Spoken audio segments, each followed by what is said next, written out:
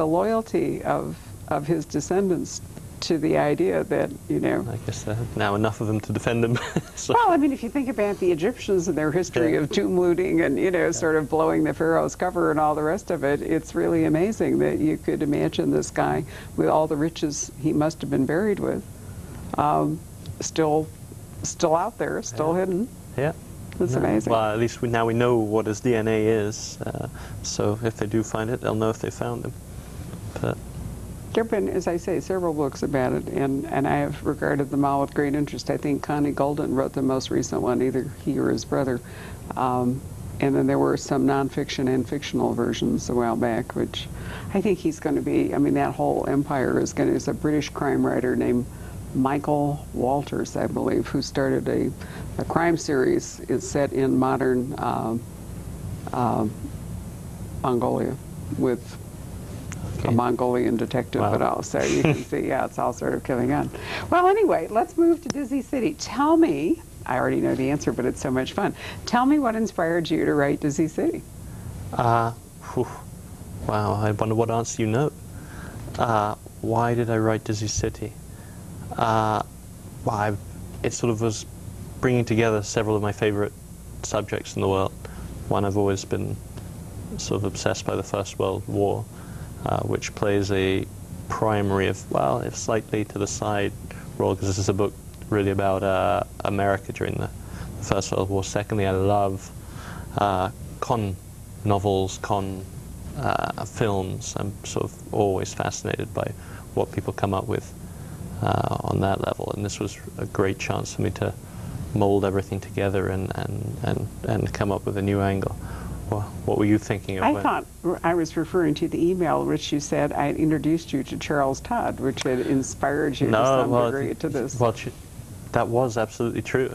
It was called A Test of Wills, is that right? That's right. Yeah, a very good detective novel in which I think we had a detective with shell shock.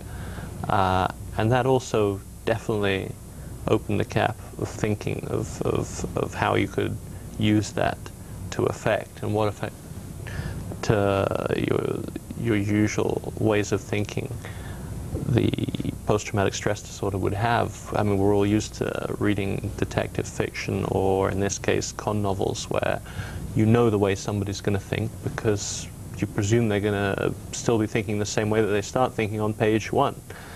Of course, when you have something like post-traumatic stress disorder involved, you've got this very sort of juicy sideline, which as you start plotting, you can really use it to push what your character does and doesn't understand around, and drop things. And the reader really, I mean, the tricky thing about writing something like that is the reader really has to be absolutely in your character's shoes. But yes, I tip my hat to Mr. Charles Todd. Absolutely. It's been a very interesting series. In his case, the shell shock really is another voice in his head that, you know, you can almost imagine as a living person that haunts him. In your case, I think it's probably more like it actually would have been for somebody. But when you say con novel, you're actually talking about a confidence game, or what we call con men, right? Yeah, it's a few confidence games sort of going on all together. Yeah, and I think I don't know why, but the con game or confidence game seems to be a very American thing. Well, a great American exemplar of that is the movie The Sting. An awful lot of people will recognize The Sting. What's fun about it, I think, for a novelist, is that everybody in the book can basically be not a bad guy, maybe, but not. They're called books from the wrong end of the gun, in the sense that, you know, you've got a lot of competing tricksters, and sort of the dominant question of the book is who's going to get away with what, and who knows what about who, not is right going to prevail, or is justice going to win, or whatever. But it's more about, you know, in a caper, it's more like a puzzle or a kaleidoscope where you have all this stuff going on, and in the end.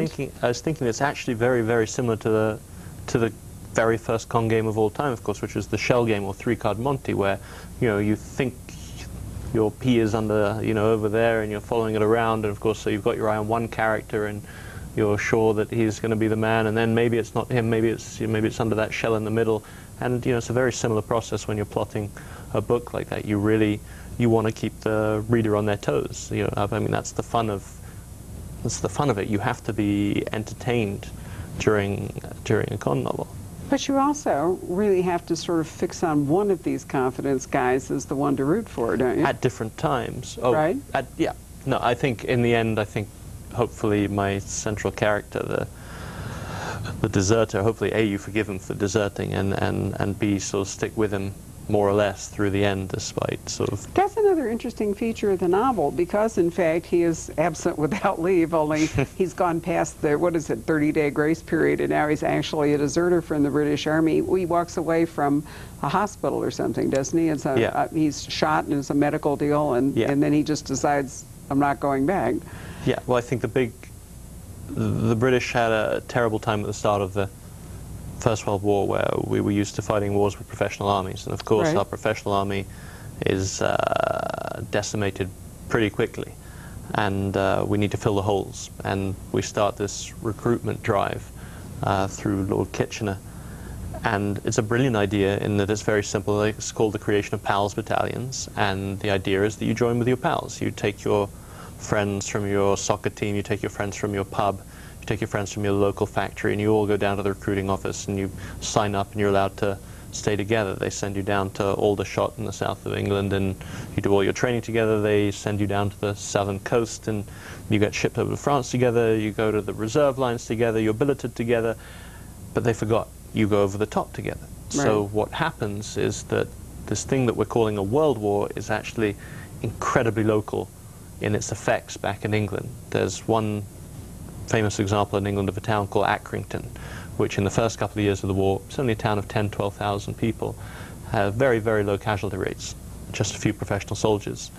But when the Accrington PALS battalion goes over the top on July the 1st, 1916, the first day of the Battle of the Somme, in 20 minutes they have over 300 dead and over 700 injured, which really, when you think about it, in a town of 10,000 people means almost every household has had their lives changed forever, and and that's what starts happening to England. The lights start going off in houses, literally, as a sign of mourning all over the country in different parts. And Ben, as a deserter, we hope we understand the way he's thinking, because he's one of these men who's gone over the top with his friends, all his pals, one morning, and 5 minutes later, he doesn't have any. He doesn't have any friends left. He's suddenly, he's prided himself on being sort of a loner before, but now suddenly he really is a loner. And he's not the greatest patriot, to be honest. I think we figure that out, but hopefully we have sympathy through his decisions, because at least had been out there and fought, and now he's made his decision to run for it before he ends up like his friends. And he has a theater background, a sort of music hall, as it were. In fact, I'm trying to remember, isn't he an orphan? He's not quite an orphan. Not quite. His father dies when he's youngish, and his mother never quite recovers from it, and he's sort of parceled out to aunts and cousins. And yep, he grows up with them. It's a theatre family. They grow up.